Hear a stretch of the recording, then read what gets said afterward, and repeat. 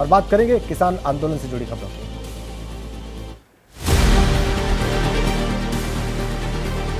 आंदोलनकारी किसानों ने ठुकराया केंद्र सरकार का प्रस्ताव। सरकार को किसानों का अल्टीमेटम, कल दिल्ली कूच की चेतावनी दी। सरकार 23 फसलों पर दे एमएसपी कानून की गारंटी।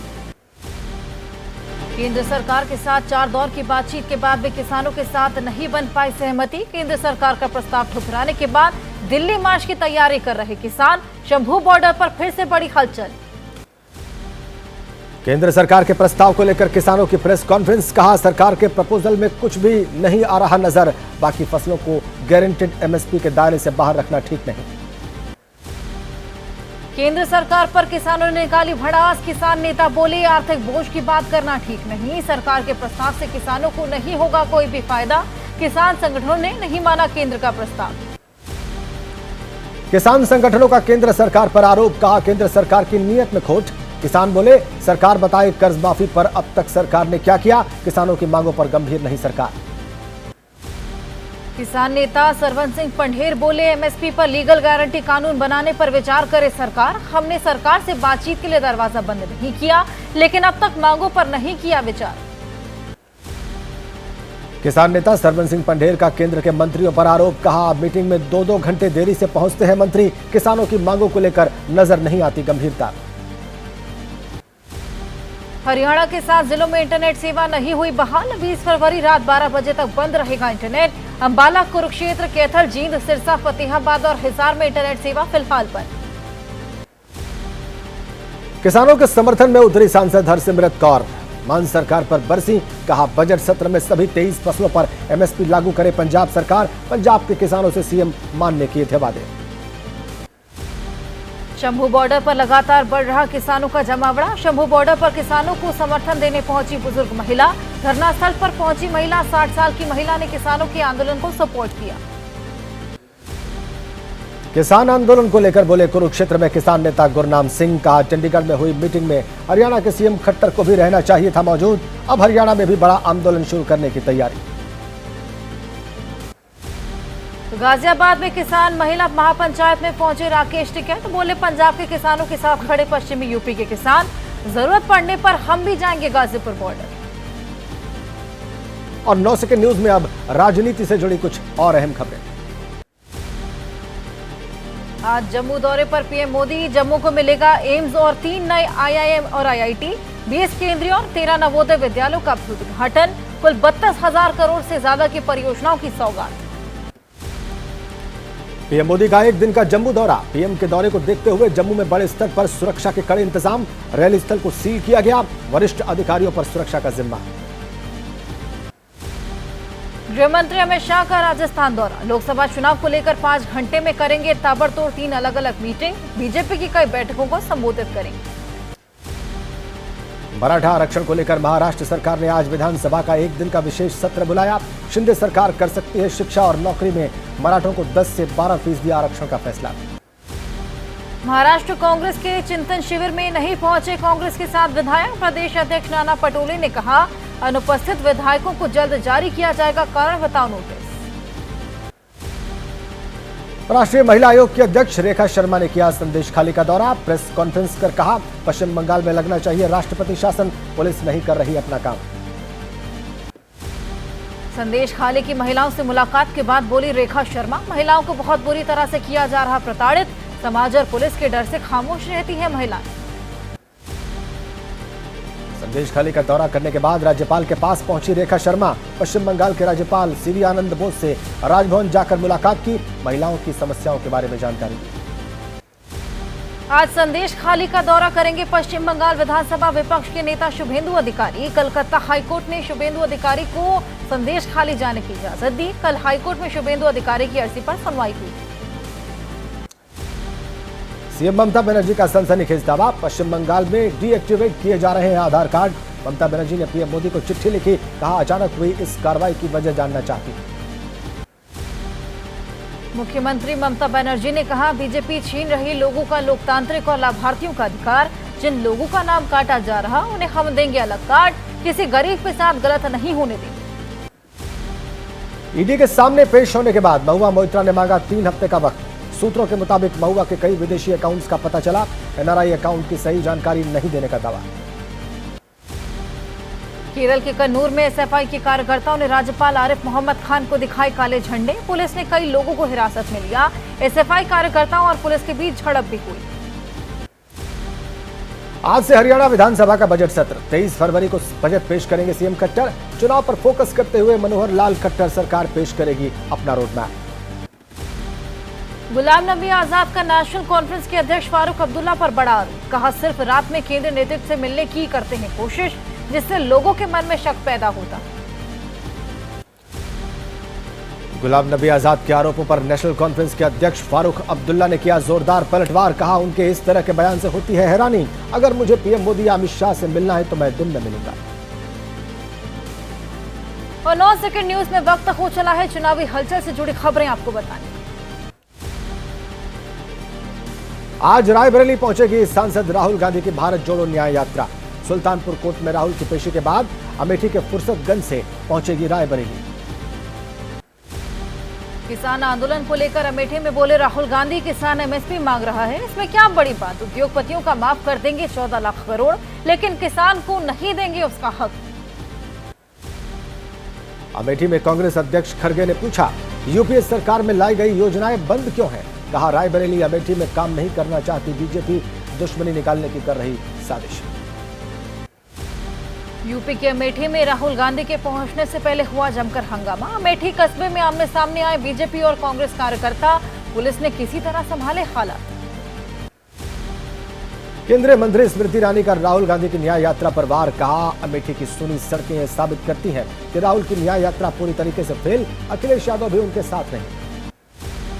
उत्तर प्रदेश के उप मुख्यमंत्री केशव प्रसाद मौर्य का बयान। कहा राहुल पहले भी आ चुके हैं रायबरेली और अमेठी। 2019 में वो अमेठी हारे, 2024 में रायबरेली भी हारने वाले। सोमवार को समाजवादी पार्टी ने घोषित किए 11 लोकसभा सीटों के प्रत्याशी। लिस्ट में बीएसपी सांसद अफजाल अंसारी का भी नाम। दिसंबर 2023 में सुप्रीम कोर्ट ने रद्द कर दिया था अफजल का निलंबन। यूपी की 17 लोकसभा सीट मांगने पर एसपी ने कांग्रेस अध्यक्ष को भेजा जवाब। कहा फैसला होने पर ही न्याय यात्रा में शामिल होंगे अखिलेश। सीट बंटवारे को लेकर साफ हो तस्वीर।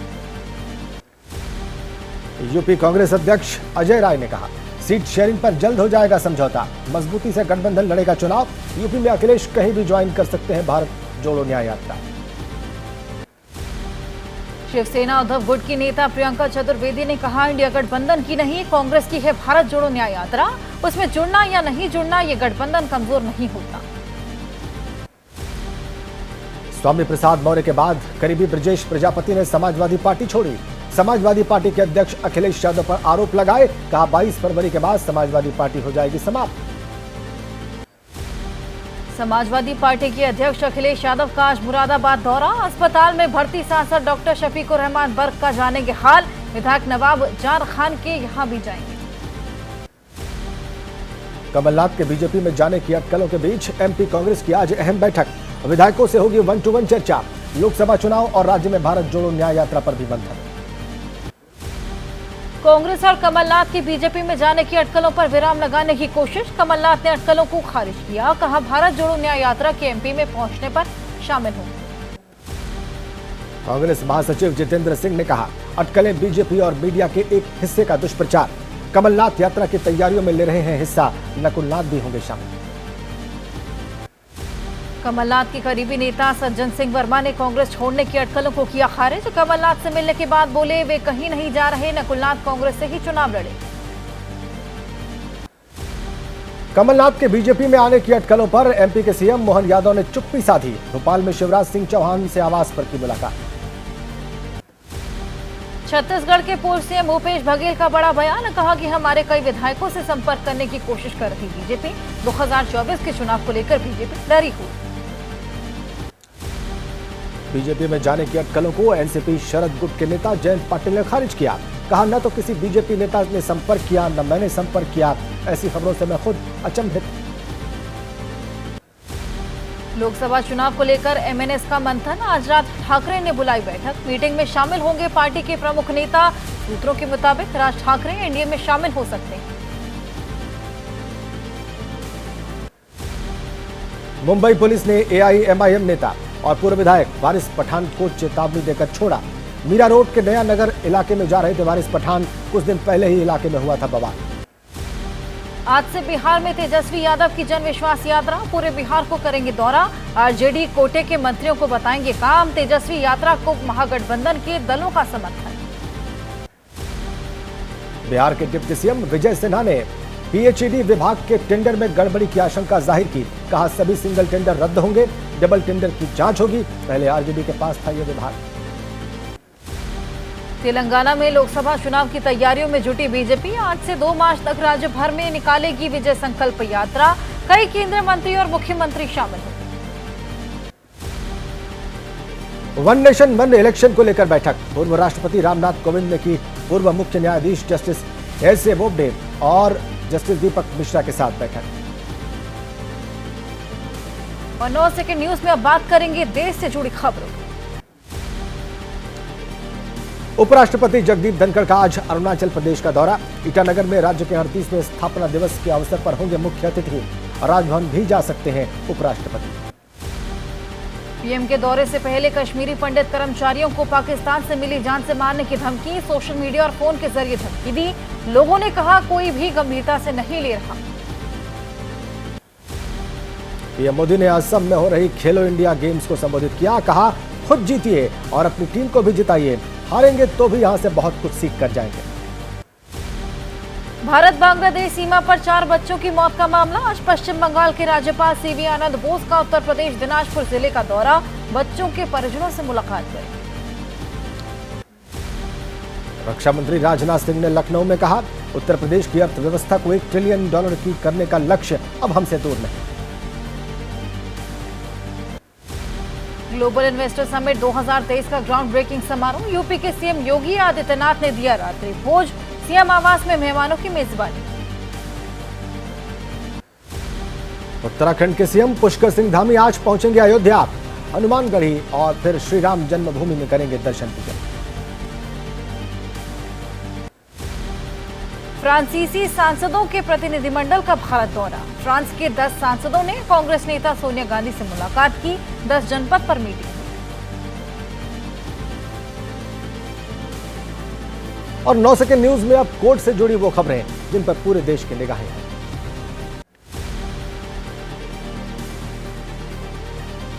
केंद्रीय गृह मंत्री अमित शाह पर आपत्तिजनक टिप्पणी का आरोप। मानहानि मामले में आज भारत जोड़ो न्याय यात्रा रोककर सुल्तानपुर की एमपी एमएलए कोर्ट में पेश होंगे राहुल गांधी। चंडीगढ़ मेयर चुनाव मामले में पुराने मतपत्र की मतगणना या दोबारा मतदान पर सुप्रीम कोर्ट आज लेगा फैसला। निर्वाचन अधिकारी के खिलाफ कार्रवाई पर भी लेगा निर्णय। कल पार्षदों के दल बदल पर चिंता भी जाहिर की थी।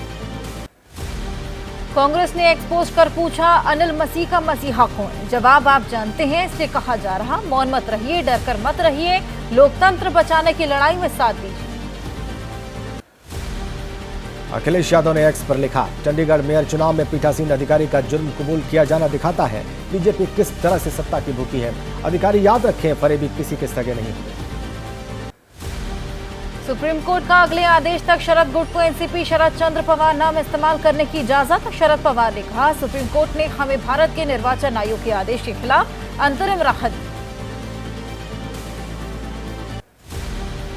एनसीपी शरद गुट की नेता सुप्रिया सूले का बयान। कहा देश में लोकतंत्र है और फाउंडिंग मेंबर से जिस तरीके से पार्टी छीनी गई ये बहुत गलत। हमें पार्टी और सिंबल वापस मिलना चाहिए। आय से अधिक संपत्ति मामले में जेएमएम प्रमुख शिबू सोरेन की अपील पर दिल्ली हाईकोर्ट में सुनवाई। बीजेपी सांसद निशिकांत दुबे ने आय से अधिक संपत्ति मामले में दर्ज कराई थी शिकायत। आम आदमी पार्टी विधायक अमानतुल्लाह खान की अग्रिम जमानत याचिका पर आज सुनवाई। राउज एवेन्यू कोर्ट में होगी सुनवाई। सोमवार को कोर्ट ने ईडी को जारी किया था नोटिस। मौसम से जुड़ी खबरों का अपडेट आपको देंगे 9 सेकंड। लद्दाख के ऊंचाई वाले इलाके में आज भी हो रही बर्फबारी। द्रास की पहाड़ियों पर कई फीट तक बर्फ गिरी।